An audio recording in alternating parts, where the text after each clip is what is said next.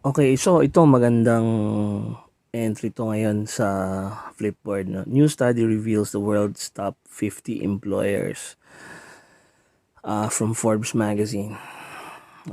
This was contributed by Kimberly Whitler from CMO Network. Ano kagad ang Coca-Cola? Hindi ko alam kung nandito sila. I have not seen the report yet. So, tinanong siya muna kung ano yung methodology na ginamit nila no to identify the world's most attractive employers. So si Universum nag-survey ng 200,000 students from the world's largest 12 economies each year. So hindi tayo kasali rito, syempre, yung 12 economies na sa buong mundo, no? Na largest. We specifically targeted students majoring in business, engineering, and in IT. O again, hindi rin lahat ay kanilang sinali sa survey. So medyo may mga consideration din, no? So employer attributes, yung first, which employer characteristics do students believe are most important as they consider a future employer? How important is compensation, job security, work-life balance, or training and development? We ask students to rank the 40 factors. Comparing the relative importance of these is invaluable. Preferred employers. Which employer brands do students most admire? Ayan, so binigyan sila ng rich data because we know that employer value proposition, each of those brands emphasize. This means we can compare not simply what students say they prioritize, but whether those priorities hold up based on which employers they prefer. Ayan, dito na yung top 50 yung may natin basahin yan. What are the criteria used included in the list? To be added, kailangan daw mas rank 90% of the employers. Masyadong filtered na to, syempre, no? What insight do you have about the employers? To some degree, employers at the top of the list are performing well financially, of course. What many employers don't appreciate is that market success alone will not attract top talent. Okay. Employers at the top of the list are intentional about how they define their internal culture and opportunities available to young talent. If any given year, the specific factors students tend to prefer will change. For example, this year we saw a retreat to security and stability among students, something we expect to continue into 2021. So security and stability. Yan. Among engineering and IT students, there was a strong preference for companies that are known as innovators and future makers. Ayan. What surprised you about the results? I find it fascinating to see which companies and industries are known for innovation. Big names in tech like Google, Amazon, and Microsoft are obvious innovation drivers, and they tended to be high-scoring companies in recent years. But this year, we see students are bullish about jobs in automotive and manufacturing. Wow! These are industries making historic gains in AI, robotics, and automation. Yan, importante talaga yan. Young people want to work for companies on the leading edge. Okay. Daimler Chrysler jumped 10 points among business students and 8 points among engineering and IT students over the last 3 years. And many other auto companies gained this year. Wow, this is great news. And over the last, I don't know, ngayon ko lang to binabasa and I didn't choose it because I read it. I am now reporting it as I read it. So, yan. Kataon lang na nasa auto industry tayo. These are companies investing in electric and battery technology, and even more, they are potentially redefining modes of transportation with investments in ride sharing and public transport. I will be curious to see how the auto industry fare in 2021. Ride sharing has taken a big hit during the COVID-19, yet new car sales are up in many markets. Wow. So marami daw interesting and competing trends in the sector. Okay, ano daw yung mga advice? LVMH, offering a compelling case study. The company has spent considerable effort redefining and strengthening the employer brand. The payoff is clear in LVMH employer brand brand rankings. Over the last 3 years, it gained 12 points among business students and 8 points among engineering and IT students.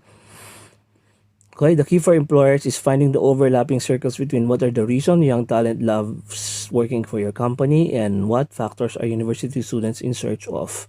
If your company culture and values are healthy and dynamic, there's a broad overlap between those two categories.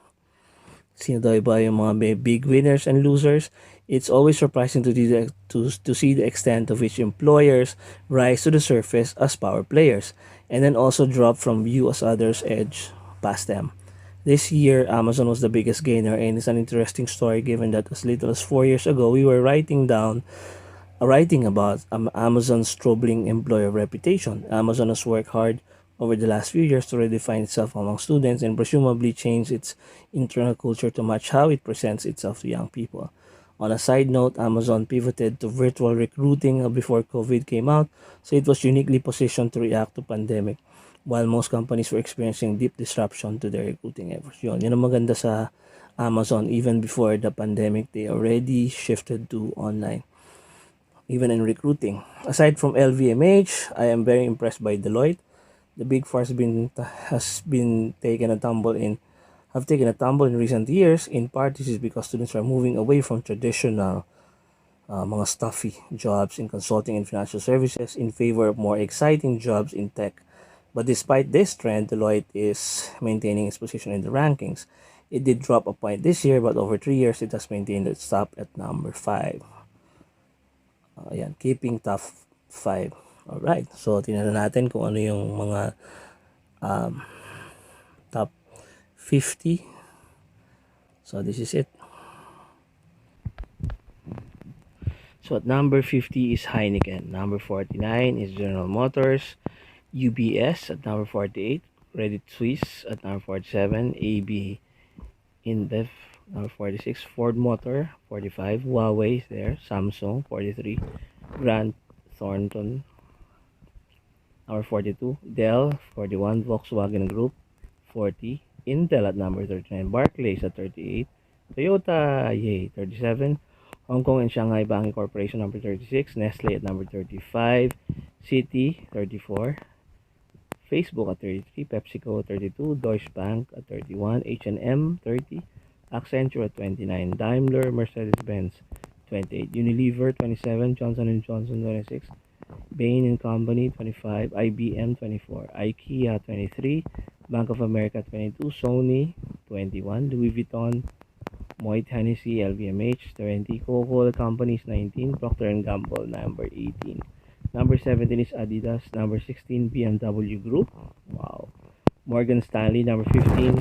Boston Consulting Group number 14. Nike 13. KPMG number 12. McKinsey & Company number 11. L'Oreal Company L'Oreal 10. JP Morgan number 9. PricewaterhouseCoopers number 8. Ernst & Young number 7. Goldman Sachs number 6. Deloitte number 5. Amazon number 4. Number 3 Microsoft. Number 2 Apple. And number 1 is Google. Yeah, alright, so this is the top 50 world's most attractive employers according to the Global Business Ranking 2020 and as ranked by Business, IT, and this is business students only. Okay, sorry. Yeah, this is ranked by business students only, but more or less you can see how they ranked companies.